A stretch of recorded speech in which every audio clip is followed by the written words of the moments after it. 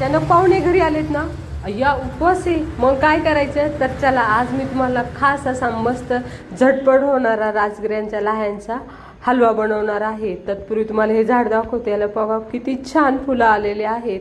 याला वर्षभर पाणी घालतो, पण या झाडाला पावसाच्या पाण्यानेच फुलं येतात. जर तुम्हाला ह्याचं नाव जर माहिती असेल ना, तर नक्की कमेंट करून सांगा. मला तर काही माहिती नाही. तर चला आता हलव्यासाठी मस्त अशी कढई तापायला ठेवलीत का? चला घाला ह्या तर राजगिरा आणि हलवा. याला त्याच्या लाया बघा कशा तुडतुड तुडतुड उडवतात.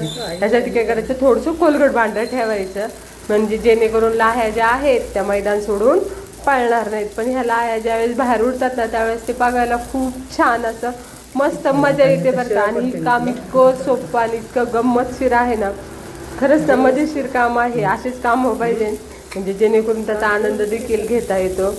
तर चला आपल्या लाह्या ज्या आहेत हे तयार झालेल्या आहेत. थोडेफार कपड्यात पण घुसतात बरं का. तर ह्या झटकून घ्यायचं, म्हणजे जेणेकरून लाया वाया जाणार नाहीत. आणि आता ह्या लाया एका प्लेटमध्ये काढून घ्यायच्या. काढल्यात का प्लेटमध्ये, चला कढई तापायला ठेवा. त्यामध्ये एक ग्लासभर पाणी घालून घ्या.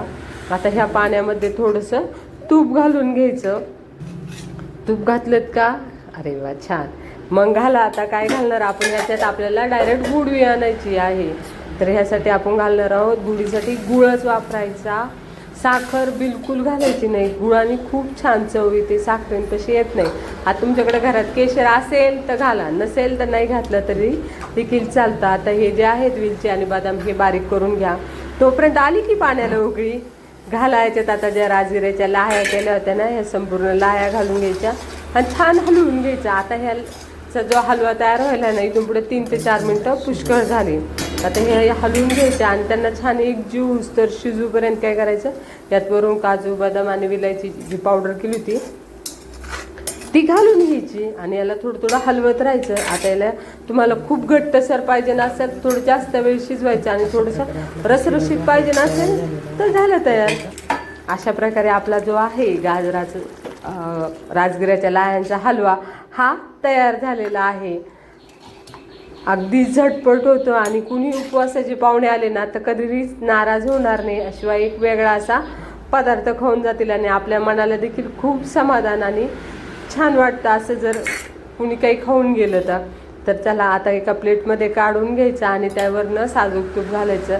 वरून साजूक तूप आहे ना, हे कंपल्सरीच बरं का. त्याशिवाय त्याची अशी वेगळी जी चव आहे ना ती येतच नाही. आणि गोडाच्या पदार्थात शक्यतो ते पदार्थ आपण ताटात वाढल्यानंतर त्यावरनं थोडं काय ना गावरान तूप हे नेहमी घालतच जायचं. कारण की आपण ते दुसऱ्याला वाढवताना एक प्रसादा स्वरूपात वाढलेलं असतं, त्यामुळे त्यामध्ये वरनं गावरान तूप वाढायचं. चला लाईक करा आणि सबस्क्राईब